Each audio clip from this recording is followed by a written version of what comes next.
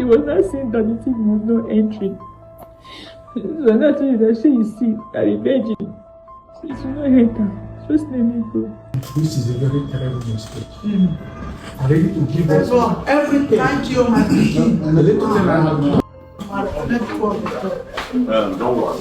The fact that one of the first things that comes out of his mouth is telling the family that he's willing to give everything lets you know the mindset he had at the time he was committing the crime. He knew that there's a chance this girl is going to go and report.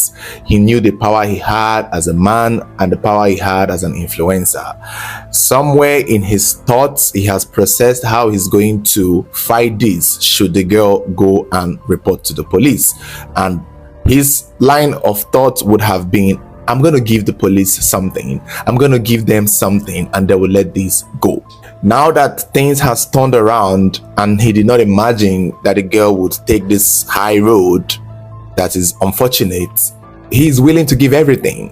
People like this have it in mind that they can do something and get away by just giving something. But what can you give in place of a life that you took long before that life is taken? Mind you, this incident happened somewhere in June of 2026, early June. 20-year-old Favor, an upcoming content creator, reached out to this Facebook personality they call Odogwu Asaba, whose government name is Ifeanyi Ogbonna.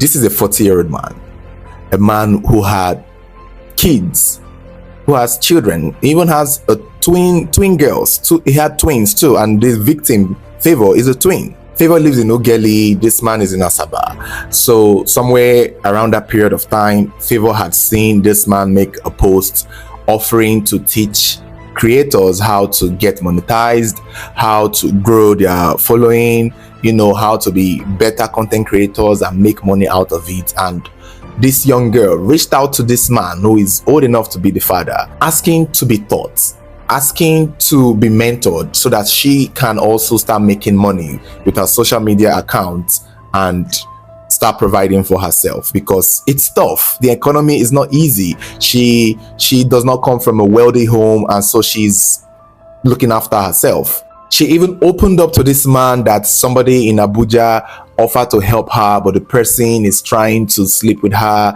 and she does not want to do that. And this man is like, oh, don't do that, don't go to Abuja, come, I will teach you, don't ever give your body up for that. He just here posing like an angel, and this girl believes him.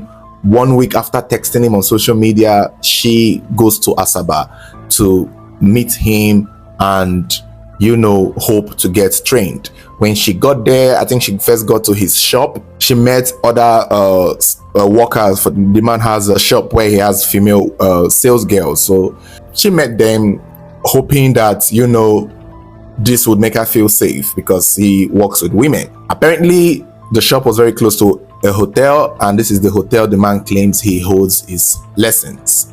Slowly, somewhere along the line, according to the account circulating, they had a conversation where he may have made a pass at her and she turned him down gently, letting him know that she's not thinking about a relationship. She's still untouched, that she wants to focus on making money to better her life and improve her family. And that is why she is here. Apparently, the fact that she mentioned that she was untouched, that she mentioned that she was a virgin, that pretty much basically sparked something in his head.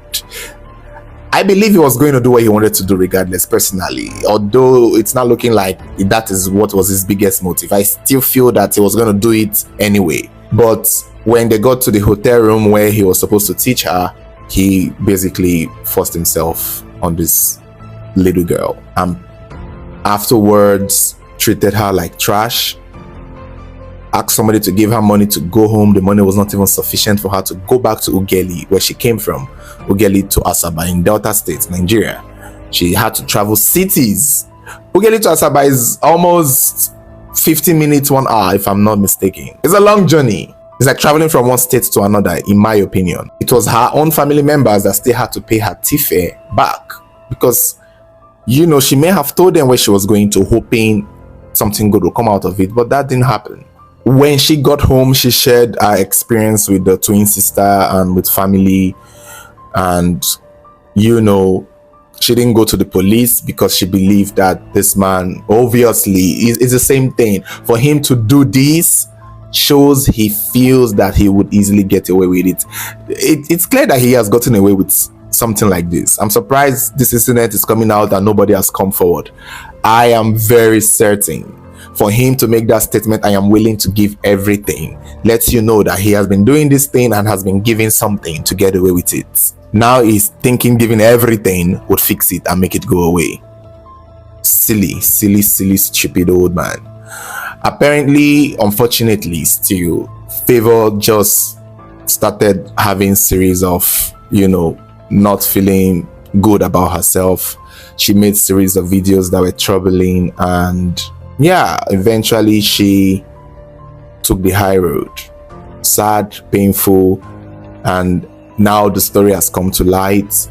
The man has been arrested. In this video circulating, you can clearly see him begging and pleading with the family of the victim, offering to give everything. That thing just keeps sounding in my ears. I'm ready.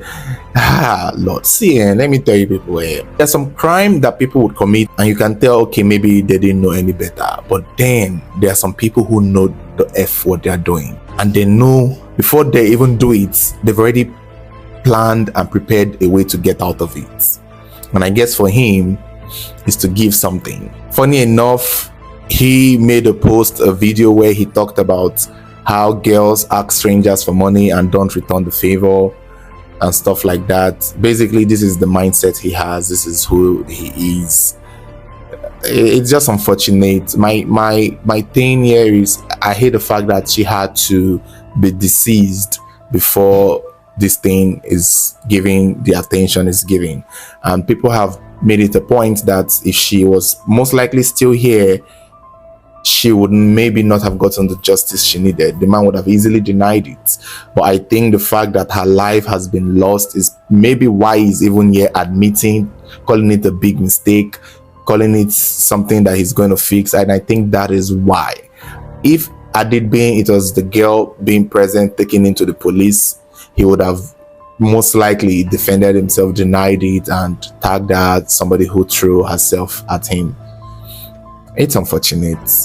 I just don't know. I feel like we're getting too much of this. Funny enough, I know many women have had these experiences, but the stress, the trauma, the pain of having to deal with the effect of what was done to you and then fight the person in the court of law is taxing, exhausting. Time, it's too much that most people just let it go. And it shouldn't be that way. And that is why most people like this man keep thinking that they can keep doing it because they know how to get away with it. It's unfortunate. Sometimes I wish there was more I could do, but just a content creator. You know, it's painful. It's painful. I wish she didn't have to end it. I wished so.